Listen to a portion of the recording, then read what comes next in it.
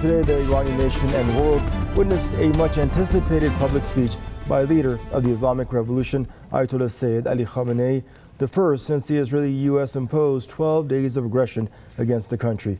Now, Iran's leader complimented military's response to that aggression, one which led to the Israeli regime's desperate plea said for a ceasefire to the United States. He also said the U.S. and Israel failed to achieve their goals in that campaign and emphasized Iran will never enter any diplomatic or military arena as the weaker party. Ayatollah Khamenei's speech is the focus of our Spotlight program, but first, let's get a better roundup of the leader's speech in this report. More than a month has passed since the beginning of the imposed war by Israel and the United States against Iran. A war that Iran did not initiate, one that disrupted all of the enemy's calculations and not only failed to weaken the country, but also led to the unity of the entire nation. Now, the leader of the Islamic Revolution, Ayatollah Sayyid Ali Khamenei, has stated in a speech that Iran's response to the enemy was decisive and shattered all of the enemy's plans. حمله دشمن نشان داد که خیلی از محاسباتی که بعضی‌ها چه در زمینه‌های سیاسی امثال اینها انجام میدن و محاسبات درستی نیست. اون چی که حالا همه بنده عرض میکنم همه باید بدونن، هم دوستان ما بدونن هم دشمنان ما بدونن، هم خود ملت ایران بدونن که میدونن این است که ملت ایران در هیچ میدانی به صورت طرف ضعیف ظاهر نخواهد شد. The leader of the Islamic Revolution also stated that Iran did not welcome war, but when the enemy attacked, the country's response was decisive. He further stressed that Iran is ready to respond to any new attack. Ayatollah Khamenei also noted that Israel was compelled to bow down and cling to the United States in desperation during the recent aggression, as it proved incapable of facing the Islamic Republic alone. Referring to Iran's retaliatory attacks on a U.S. military base in the region, Ayatollah Khamenei noted that standing face-to-face against America's power is highly valuable, and in time it will become clear what a significant action Iran took by targeting the American site in the region. ضربه متقابل ما با آمریکا ضربه خیلی حساسی بود. حالا انشالله مقداری میگذره، حالا یک چند ماه یا چند سال من نمیدونم، سانسورها برطرف میشه، بعد معلوم میشه ایران چیکار کرده. اون مرکزی که مورد تهاجم ایران قرار گرفت مرکز فوق العاده حساس آمریکا تو این منطقه بود. Ayatollah Khamenei also called for unwavering judicial action to hold the U.S. and Israel accountable for their crimes during the 12-day aggression. He praised the Iranian people's unity across political and religious lines, emphasizing that preserving national unity remains essential to defending Iran's sovereignty and dignity. And now for your guests. Joining us is Mr. Reza Vedadi, academic researcher and author from London. And Mr. Saib Shah, author and West Asia expert, joining us from Belfast. Hello, gentlemen. I'd like to welcome you both to the program here. I guess, Reza, we'll start with you out in London. Your initial take on what you found personally most intriguing from the many things Ayatollah Khamenei touched upon, and why that specific topic resonated with you. I think the main point of today's speech by Ayatollah Khamenei, after at the beginning he mentioned to remove corruption from the judiciary and kind of reforms in the judiciary, very short, he started with that, was to reassure the Iranian nation and the supporters of Iranian nation that Iran stands strong, militarily it's strong. Ideologically, specifically, he mentioned ideology. There's ideology of Iran is strong, and that if the enemies of Iran, Israel, United States, and its allies, decide to attack Iran again, Iran will give a more powerful reply. And he specifically, one thing he said was interesting, that within months and years, due to secrecy, information will come out to show how hard Iran had hit Israel.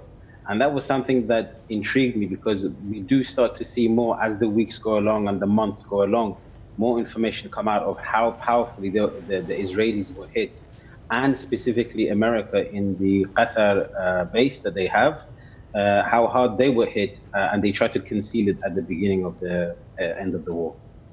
All right, thank you there, Reza. Mr. Saib Shah, thank you for your patience, and welcome, sir, to the conversation. And your opening thoughts, please, on the Iranian leaders' many references to the 12-day U.S.-Israeli imposed war on Iran and Tehran's deterrence to it. The main point, which has captured my attention at the beginning of the speech, when the leader touched on Iran's transformation, as he described, from a submissive client under the Shah regime to assertive and independent nation. That is the angle I can take and look and understand the continuous aggression and wars of sabotage and aggression against Iran.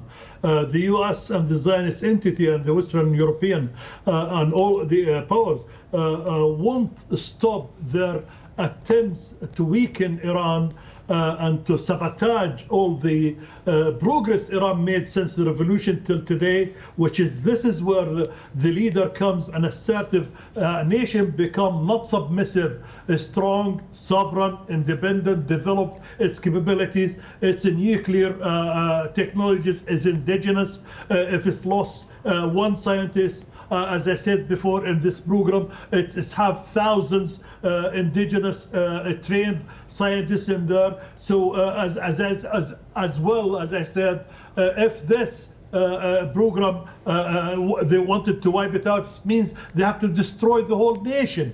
And this is where they can say they try their best to capture Iran and bring it back to be submissive to the colonial era under the Shah, when they can loot the wealth, and they want to take it further. Actually, they want to make sure Iran will never be as strong, as independent as today. That's in their dreams if they can capture it.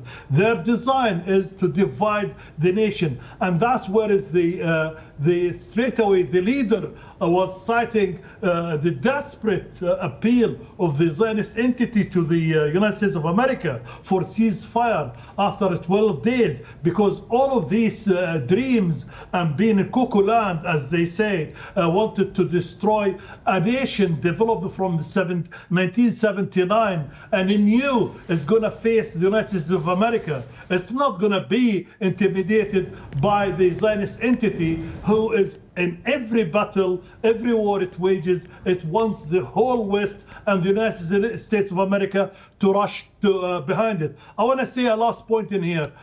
Some of the Western famous military analysts, strategic analysts, they said 30% of the Zionist entities, military and industrial economical infrastructure, will destroyed by the Iranian precise rockets.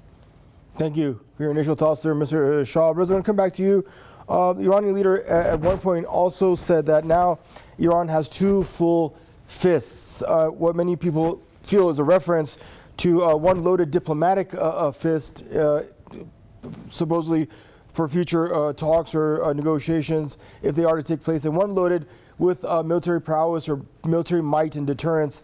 Now, what does that mean moving forward? As Ayatollah Khamenei said, that the country will not be entering any arena as the weaker party. I'll give you my interpretation of what I believe Ayatollah Khamenei meant with the. It goes back to the ideology which I stated, the idea that Iran has a strong ideology. That Iran is saying as a nation is that we do not pose a threat to any of our neighbors, which it hasn't for 2 centuries, and that we can be part of the peace within the region for all our neighbors. And we will be an important nation amongst the multipolar world coming ahead, in the years ahead. because Iran is now interacting with China on a stronger level. It's interacting with Russia on a stronger level. The foreign minister visited Brazil, so it's interacting with South America on a strong level. So what Iran is showing that Iran is capable of defending itself, is capable of hurting anyone that attacks it.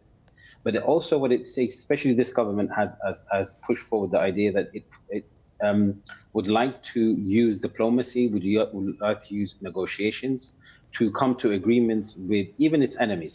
Because we saw, on multiple occasions, Pezeshkian's administration tried to deal with the United States on a negotiating level.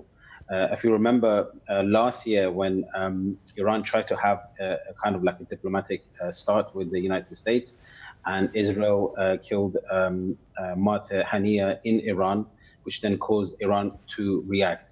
And then we had this occasion where they were negotiating, and during negotiations, just a few days before the meeting on a Sunday, the Israelis attacked. Even though we now know, and Trump has admitted this, that the United States and his administration knew about the whole plan of the attack and were involved in the plan of the attack. And yet Iran wants to show to the world that it holds the higher moral ground. And that's what I believe that Ayatollah Khamenei means by diplomacy, that no matter what happens, we must hold the higher ground. And that's why many nations, we saw when the war broke out, many nations, many people around the world came into the streets. They were not Iranian. I saw it in Europe, I saw it in America, with Iranian flags in support of Iran. And this could only happen if Iran holds the moral ground, which it has been doing for the past 40, 50 years. Thank you there. And Mr. Saib Shah, if I could also get your perspective on all the many foreign media outlets and parties that are allied with or stood behind the Zionist U.S. aggression. They try to paint an aggression out to be very effective and crushing for Iran and have left the country weakened. But then when we hear from Iran's military leaders, ordinary citizens, and now leader of the Islamic Revolution refer to the 12-day ordeal, it seems we're speaking of completely two different events, doesn't it? Of course, a great question. These guys, they sat for all along their wars on a strategic deception.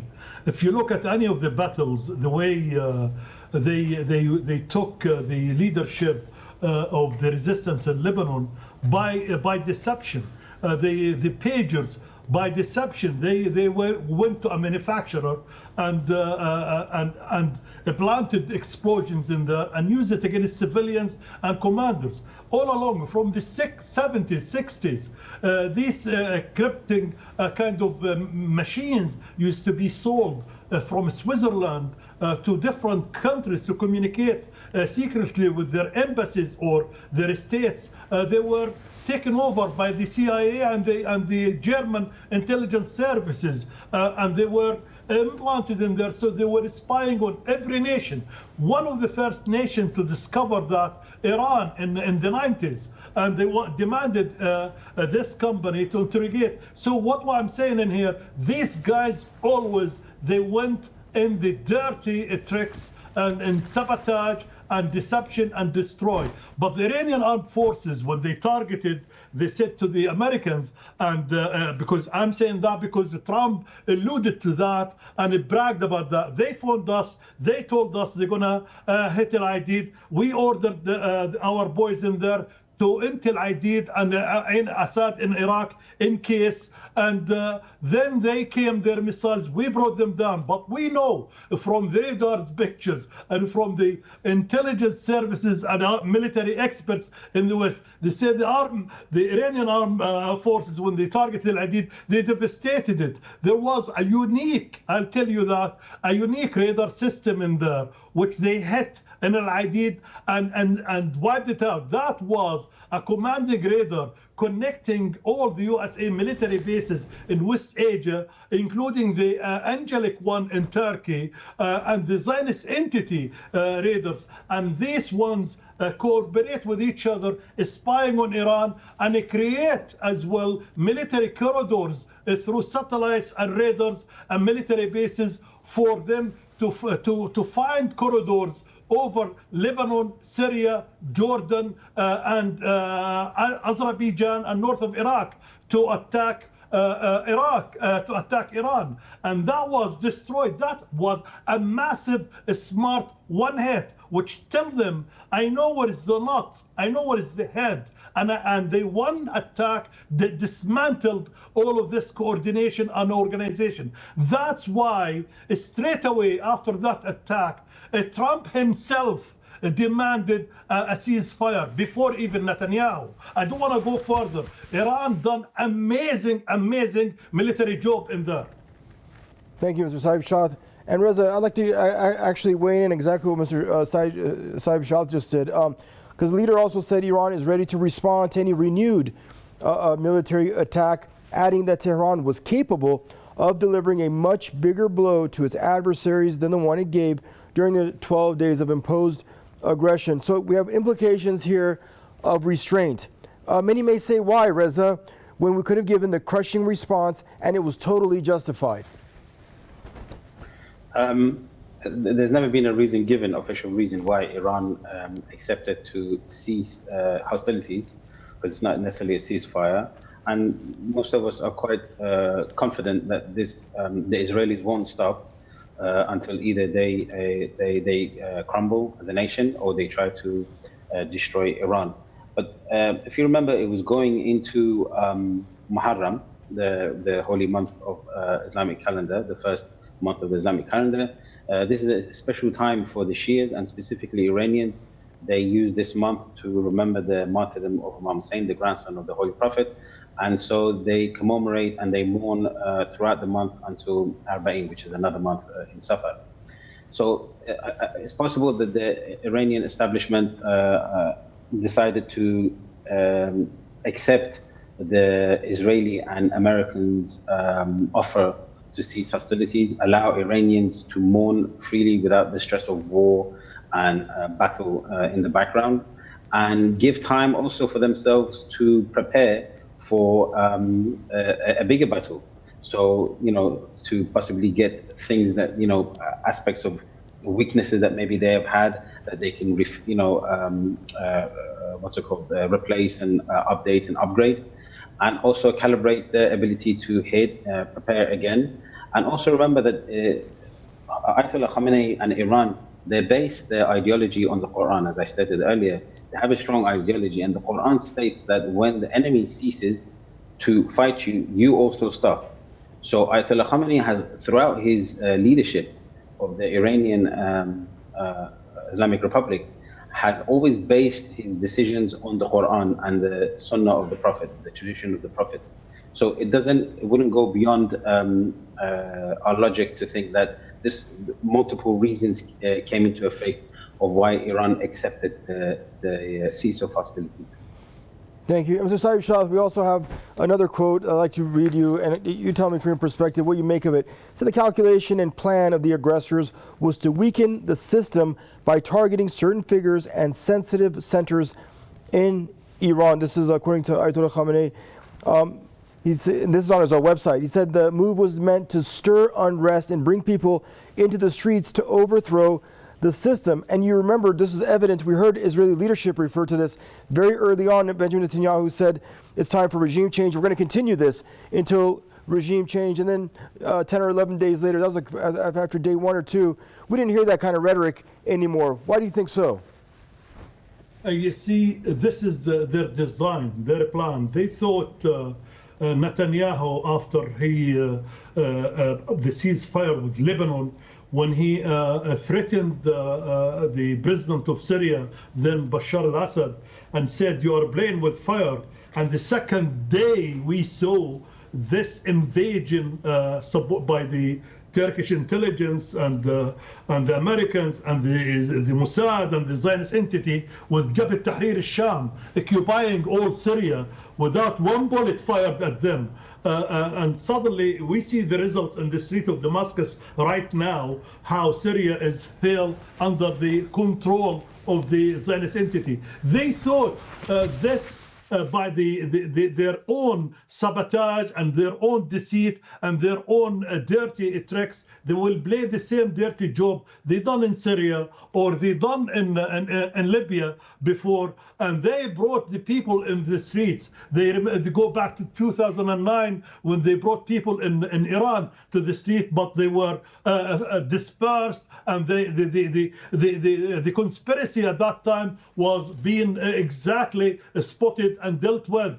And after that, they moved in different countries. Take example what happened in Libya and what happened in Syria and what happened in other countries. They thought now weakening the region and the resistance, and by shock and awe attack on first on Tehran, they could do this, what they call it, psychological warfare, and they think the people will be on their side once they call the people to the street. He was addressing the Iranian people, Netanyahu. This is the arrogance of the Zionist mini man. I don't want to say even empire. And suddenly we saw what happened on the street of Iran. The people saw their neighbors, their scientists, their brothers, their sisters being targeted while asleep in their own residence. They seen the Iranian news agencies and TV stations being attacked in midday live on TV. They saw the people went to the street in massive show of solidarity with their to their country and to their leadership. And I tell you what, today Ayatollah Khamenei is considered one of the utmost respected figures in the world, not just in Iran or the Arab world or the Islamic world, even around the free world. People in there look supreme as a supreme leader of this man and respect him so much because the way they stood against the empire and this dirty Zionist entity and all of these plots against innocent people. They don't care what the casualties and what the damage they're going to inflict in children or in civilians, as they did in Gaza, as they did in Syria, as they did before in Iraq. So the people understood around the world. And that's, as my colleague was saying, yes, we were in the streets in Europe, and they saw many Iranian flags along with the Palestinian flags were raised, and the people were screaming, hands off Iran. I don't mean to cut you off. We're almost out of time. I really want to get Reza this last question. I don't know if we really have enough time, but Reza, do your best to try to get this wrapped up in less than a minute. Do you think certain think tanks and advisors in the West are starting to realize that overthrowing the Islamic establishment or sticking, from their perspective, Iran's head into the sand is not as easy as they had thought? The United States, the Western allies have spent countless amounts of money, resources over decades to try and portray Iran in a negative light to the world. And within 12 days of them attacking, I believe God, I believe in God. God had a plan, and God wanted to show the true face of Iran, and has successfully showed that Iran is opposite of what the United States and Israel state.